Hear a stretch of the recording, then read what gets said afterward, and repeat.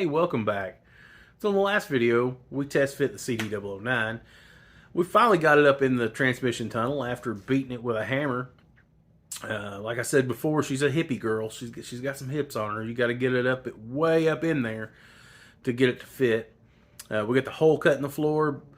Transmission bolts in fine now. So the next step will be to install the Autosports Engineering top mount, or I think they call it a inspection mount shifter. I'm not sure. Maybe front mount shifter. I don't know. But nonetheless, we've got to install that. Does require cracking the transmission open and doing some modification. But let's face it, if you're putting a CD009 in a third gen Camaro, you're probably okay with modifying stuff, right? So we're going to get started on that. This is not a sponsored video. You're going to get my honest opinion on this. So I've already checked out the shifter. I'm going to show you everything he sent me. But we're going to check that out, and it is very sweet. So let's take a look at it. All right, so here's what you get in the box. You get some nice stickers.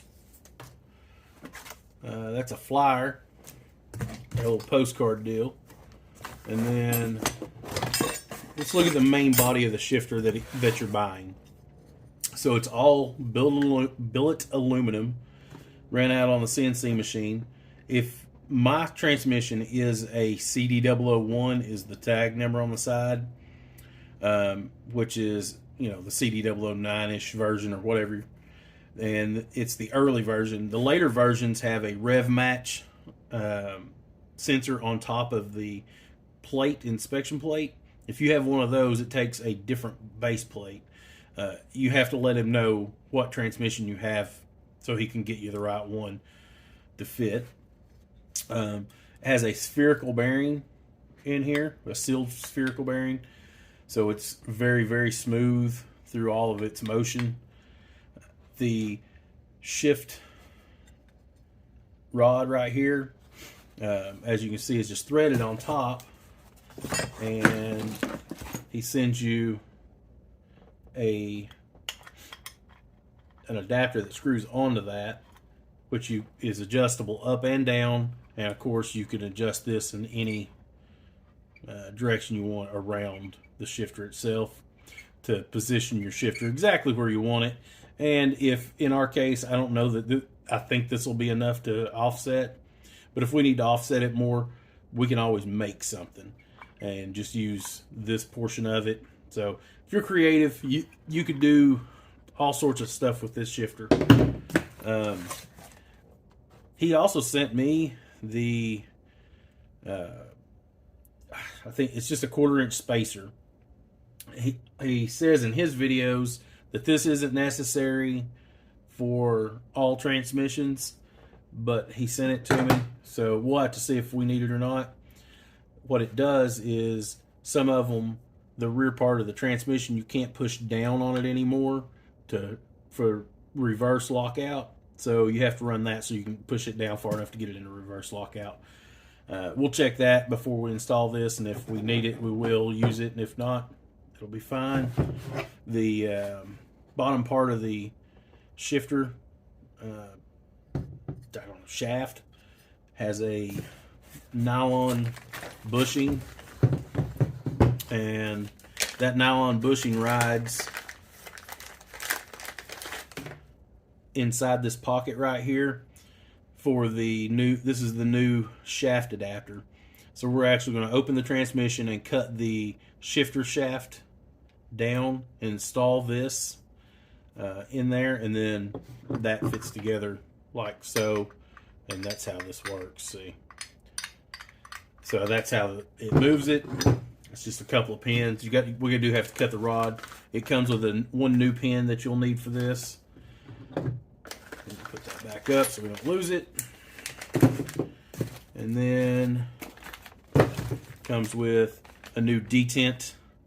This is the center detent. This is what kind of puts the shifter back into the center position when you're shifting gears. I think actually first to second, or like the first neutral second, that direction. That's what this one's for. But nonetheless, we got to put that in. Comes with spacers, screws, and all. Oh, there, another sticker. His stickers look really good. I don't know where he gets them from, but they're really nice. And he sent us some organic gummy bears because, you know, I ain't mad about that. I might need them before I'm done. So let's go over and look at the transmission and get it cracked open, and we'll go from there. The first thing I'm going to take off is the inspection cover, 7 bolts. Also, there is a spring in here that has a like a ball bearing at the bottom of it. We don't want to lose that.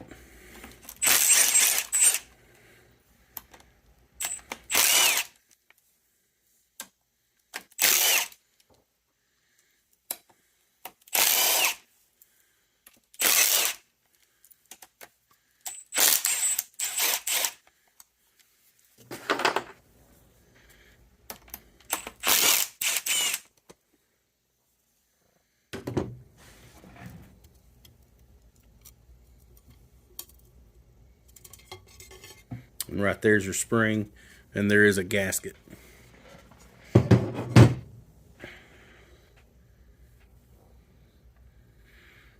Alright. Next thing, we're going to take the bolts off from around the side here. I think there's 12 of them in total, but there is one inside that inspection cover right there. Might be a little hard to see, but it is in there. So we got to make sure we take it out too.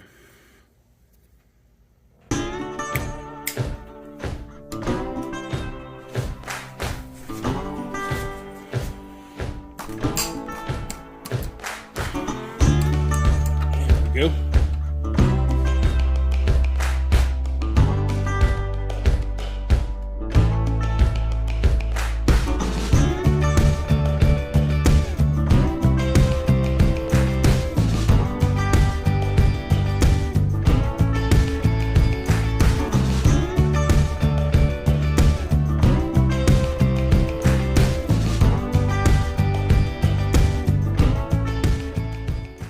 Now, right here, there's a casting that sticks out. We got to separate these.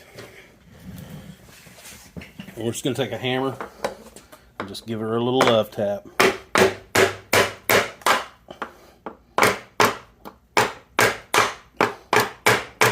Alright, we've got the seal broke. See if we can get some screwdrivers in and kind of walk it all the way around and get it out. Stick you a screwdriver in, and all you're doing is walk it around just to break that seal, and then we'll be able to take the case off. There it is.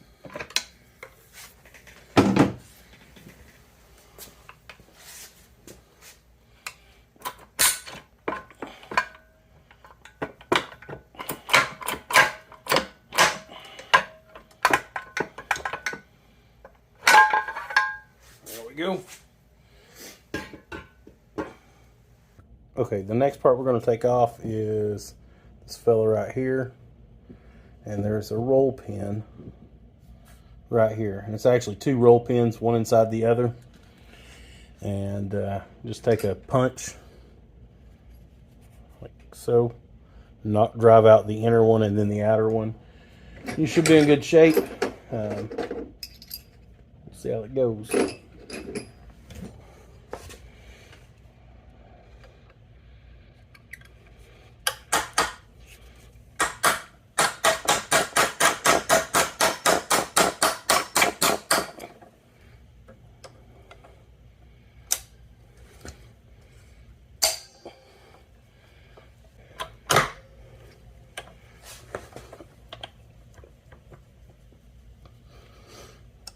There's one.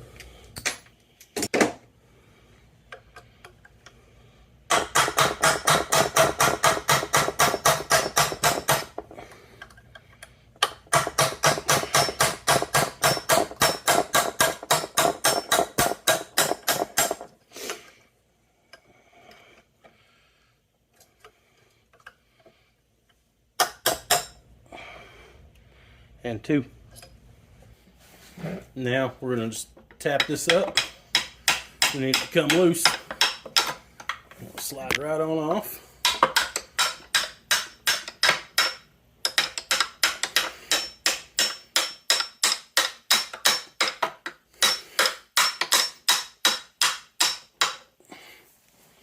That should come off pretty easy. It's not that bad.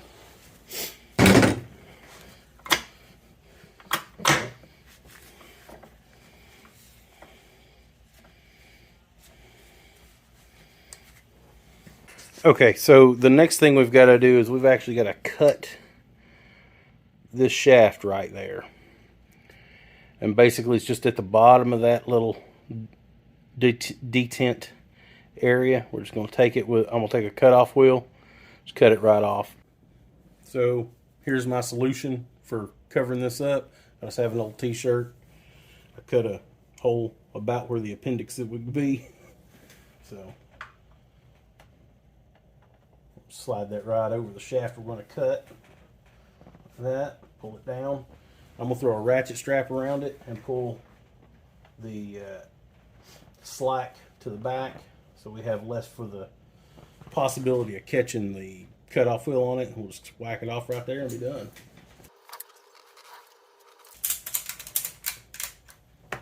That ain't going nowhere.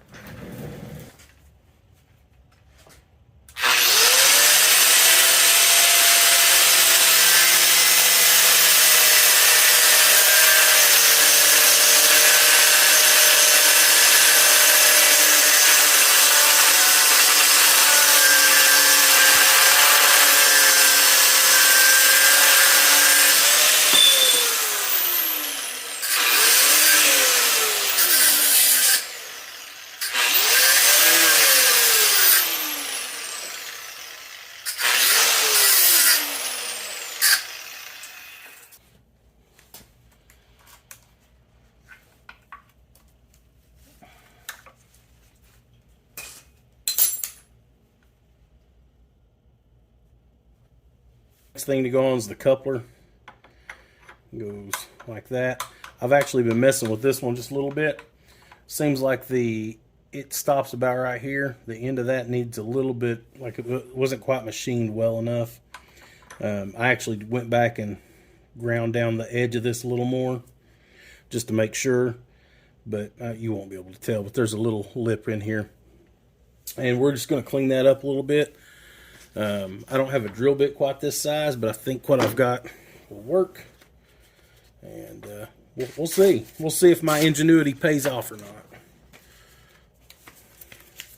So I chucked up a drill bit in the end of my drill backwards. We're just going to kind of use it as a filing surface. What we're going to do is just wrap. So this is a piece of 800 grit that I've got.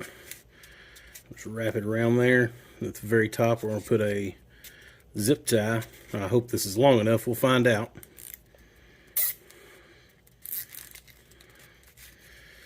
And that end's tight, but see how the other end's kind of loose? We want this end tight enough to bite in on the drill bit. So it'll spin with the drill bit. And then you cut off the access for the, then we'll stick it right in. Go to town. Let's work that back and forth until you got it the way you want it, and we'll test fit it probably 50 times and move from there. I've stepped it up to 120 grit on my freehand milling machine, and I think I might have it far enough finally to go. Oh, it's so close. I'm going to mill that out just a little bit more, and I think we're there. I mean, I can see the hole, over half of the hole, so we're almost at the bottom. I'll finish this up. Now, I'm sure if I'd have called him and said, hey, this ain't right, he'd have sent me another one. But I don't have, 4 or 5 days to wait. I need to get y'all out a video on this. And this is just, I mean, it's easy enough to open that hole up. Give that a shot again. Oh, that is so close.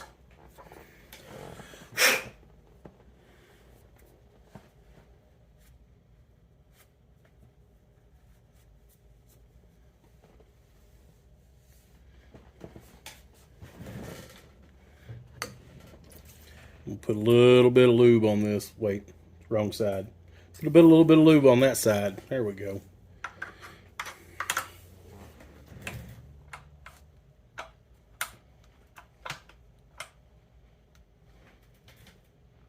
Not quite, but it's almost there. So close. Sit her with some lube and try her again.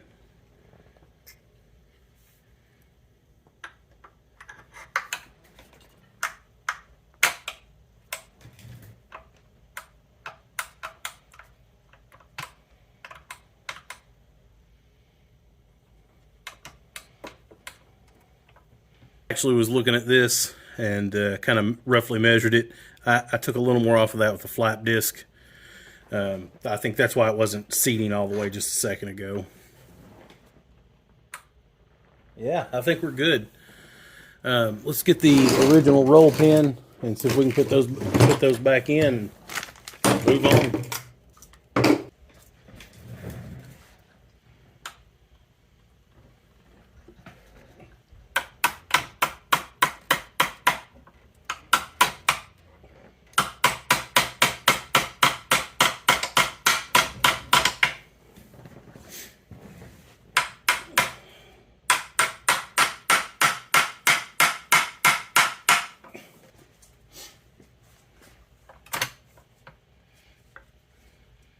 Need something to hammer that against. There we go. Perfect. See if we can get the small one in it. Evidently I bent that when I pulled it out, but I think it'll still go.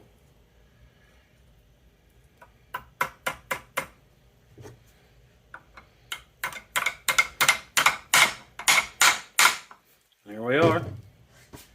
This is the tail housing. Next thing we're going to remove is the center return detent. So that's what returns it to center.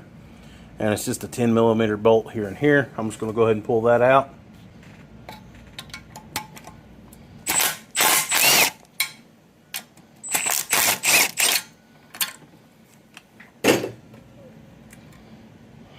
Okay. Next thing I'm going to do is pull this bolt and this bolt. Those hold the left and right detents, which are right here. Those hold the left and right. They're just detent springs as well. So these will actually end up needing to get cut down a little bit on the outside, but I'm just going to pull them out for right now. So I broke this loose and unscrewed it, but this is the detent that sits in there. We're going to end up taking about a little over 1/8 of an inch or so off this, just at the end, just to loosen it up some. We're not looking to get rid of it, we just want to loosen it up. So I'm going to get the other side out too, and we'll go from there. We take the part of the shaft we cut off, we turn it around, see where that hole is right there. That actually used to be where the pin went through to hold the shifting linkage in the back. You just flip it around and then it'll fit right in. No big deal. Then I'm going to set the housing on it. We're going to push it all the way forward and all the way back and see how much of this we can cut off. I'd like to cut a little bit of that off just so it doesn't stick out so far. So let's see if we can get the tail housing on it.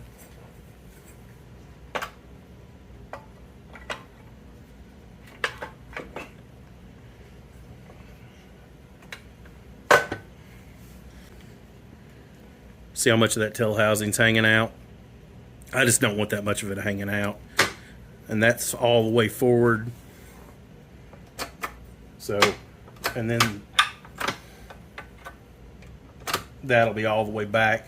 So I want it to stick through that housing, but I just don't want it to be so far out. So I'm going to mark it with a Sharpie, and then we'll just chop it off and move on. Alright, so I have the, I don't have the roll pin in, but I have it lined up. And I've got this pushed all the way forward, so that's as far in as it'll ever need to be. So I'm just going to make a mark. And now we'll go and just cut that off, and we can do away with that part of the rod. We don't need it.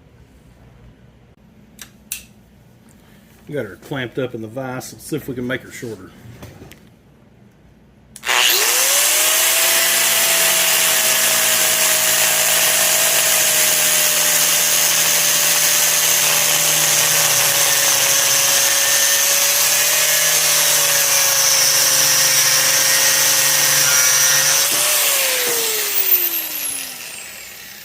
Sure can. Now I'm going to take a flap disc and just round those edges off.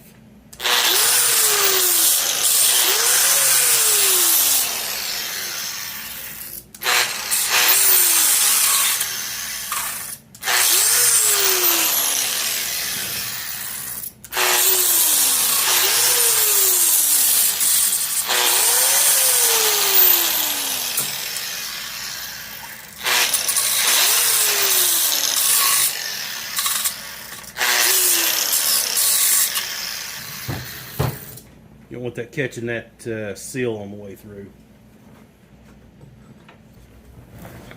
Now, drop it back in, get the new roll pin, and install that. And that part's finished.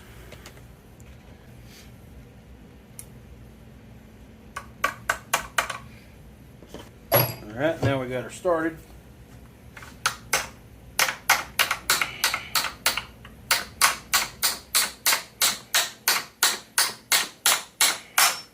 Beautiful. Alright, let's test fit the rear housing again.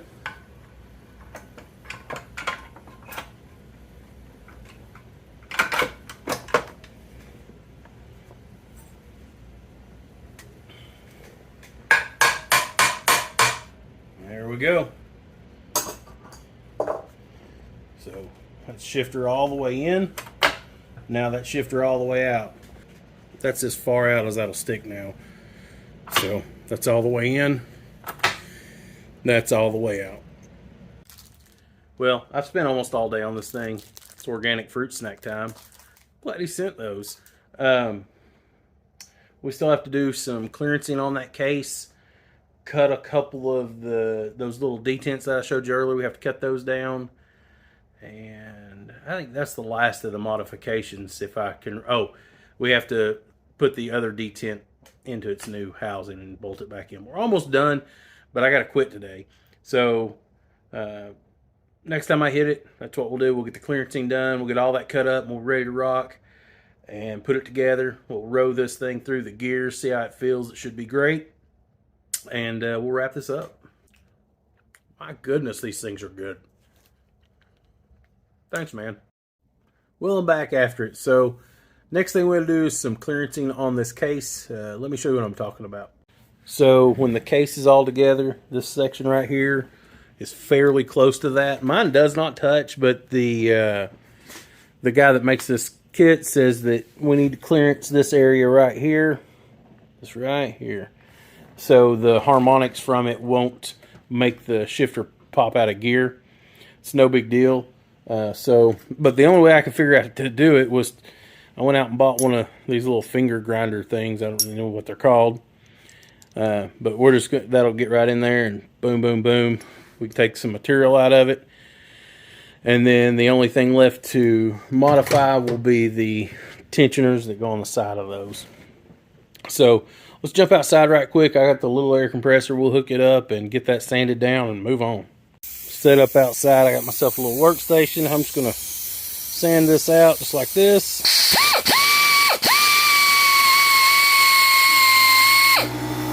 I'll show you what it looks like when I'm done.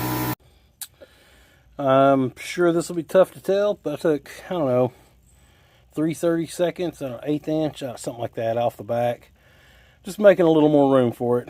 The belt sander did quick work of this. I did have to upgrade from my little bitty air compressor to my gas powered air compressor, but if you're in a shop environment, that won't be a big deal. I'm going to take a little brake clean and just shoot down in there, clean all that out. I did stuff a rag down in it so we didn't have to worry about the bearings and stuff. So I'm going to hit that right quick and we'll get this back inside and start reassembly. I got this all cleaned up. outside with some brake cleaner. It's ready to go. The next thing is to actually assemble it, but originally there was a little bit of silicone around this that held it. I got one of these carbide scrapers. I'm just going to hit it real quick, and then we'll use some RTV and put her back together. Okay, I got all the cases cleaned up, all the tail housings cleaned up. I put a thin layer of gasket maker all the way around it. Use your favorite brand. I don't know. Some's probably better than others, and I'm not the guy for that, so we're just going to stick her together.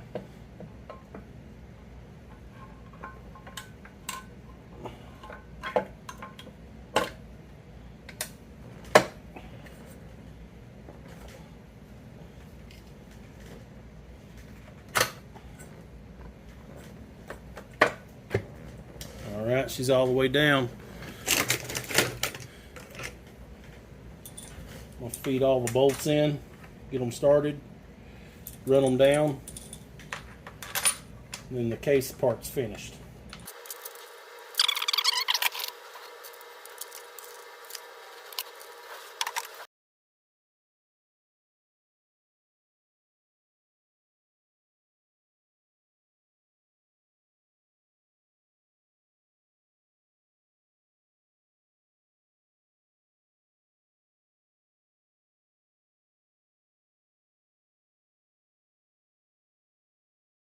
All right, we got the case back together. Now we're going to take these detents and cut them down. They're obviously different lengths, so pay attention when you pull them out. But this one right here is the, it's like a lock. I'm not really sure what it's for, but it's definitely a lock in the built in the transmission, so it'll only go on one side. But we're going to take about an 1/8 inch off this end on both of them, and then we'll get them reinstalled.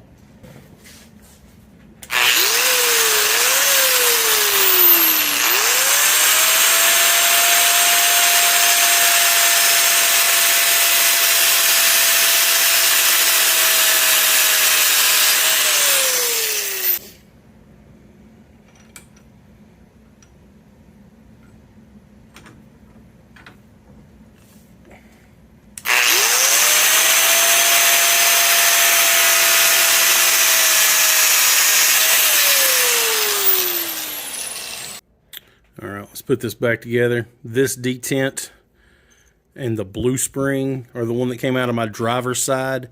I don't know that yours will be the same. I know some of these cases are different. And then I put a little bit of silicone on this bolt. They had some on it before, so we're going to add some back. Just get her lined up, then tighten it down. Just like that. And then we'll do the other side. Other side the same way. I put a little bit of penetrant on that other one before I slid it in. Same with this one.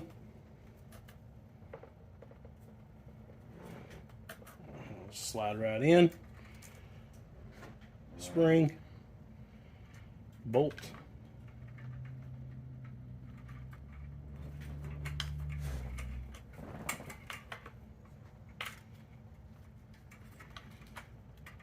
This side takes a longer spring as well.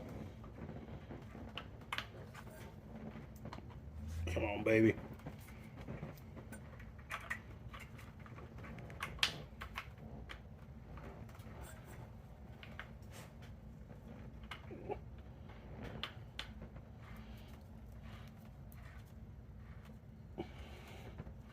There we go.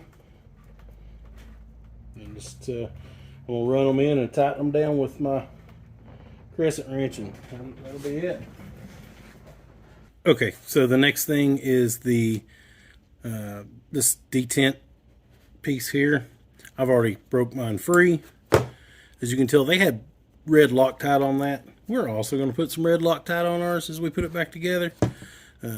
If it was good enough for the manufacturer, it's good enough for us, so it's probably more than enough. It does not take a lot. I do like the gel though. And then this piece right here screws right in. and then tighten it down.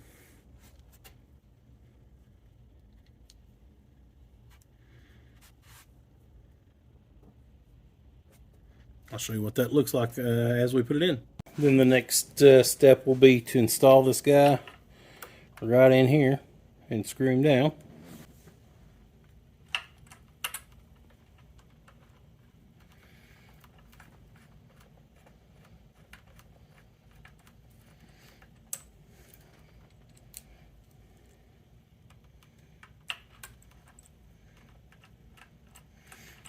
And this uses the new hardware. He includes it with the shifter.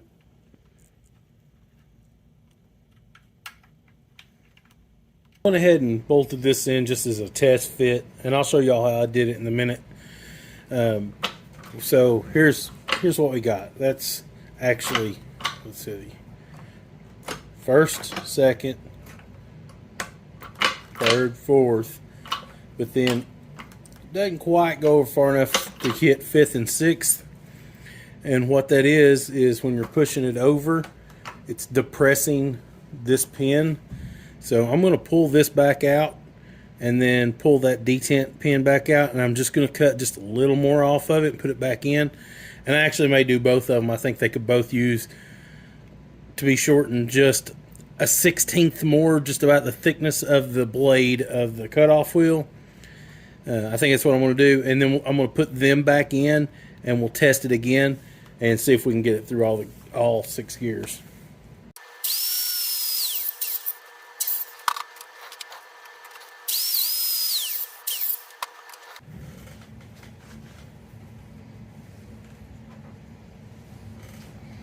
All right, let's see if we can put her back together and give it another test.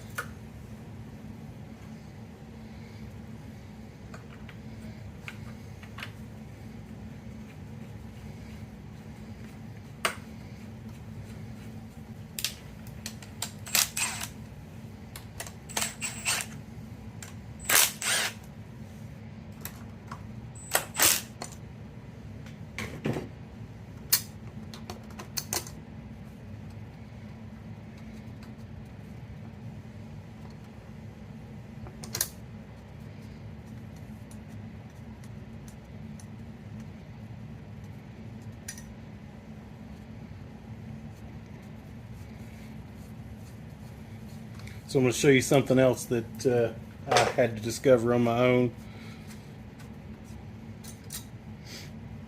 So I test fit this with the spacer ring. I think we definitely need it. I'm sure he sent it because he knew I needed it. This spring right here is what pushes in, puts a little ball into that area right there, and that's what helps you recenter the shifter on its own. So you got to take the shifter housing off to get that in. We'll try it one more time without the spacer, but I'm pretty sure we're going to have it.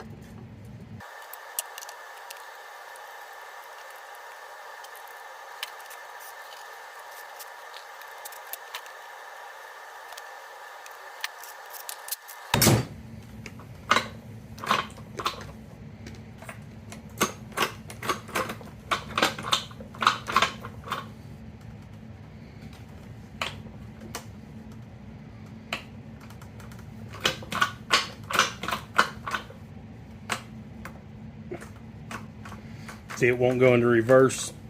That's how we know it needs the that spacer.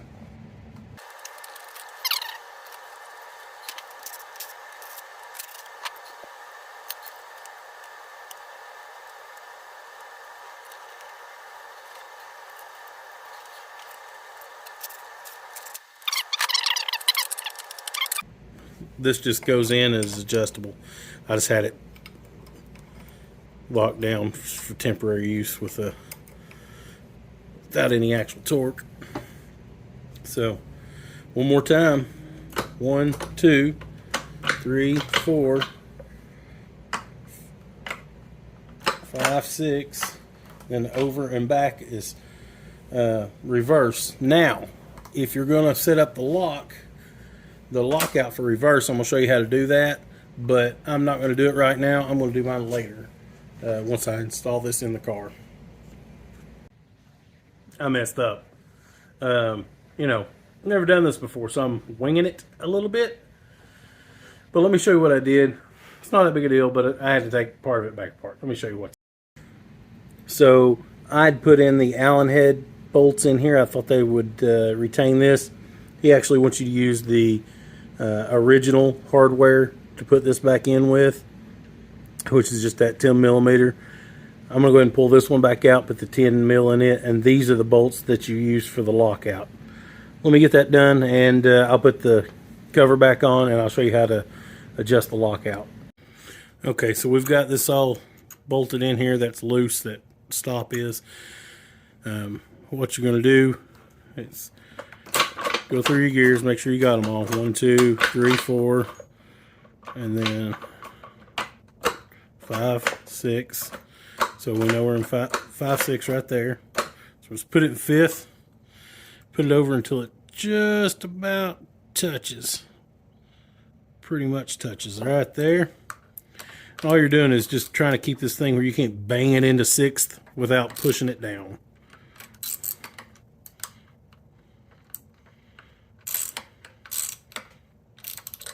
Right? And there's 6th. I said 6th, I meant reverse. Right? So now there's 5th and 6th. We can't go over any further to go to reverse. So there's down and back for reverse. And it'll pop back up because it clears it. But you can't go to reverse because that's 5th and 6th. Does that make sense? That's reverse right there. But as it comes up, it clears that, but it's still in reverse. Anyways, I hope that makes sense. But, and you know, you don't have to even run that, I don't guess. You just won't have a lockout for reverse, but that's pretty much how you install it. Well, that's it. I'm really happy with this. It's a little complicated, whatever. It's not that bad. If you're the kind of guy that's going to, you know, be putting one of these in their car, you're not worried about doing a little bit of modification. So, thanks for watching. I'll catch you on the next video. Hey, if you've made it this far and you're not subscribed, if you would, I would really appreciate you subscribing. You know, lots of shenanigans here. Me making poor life choices. Thanks for watching. Catch you next week.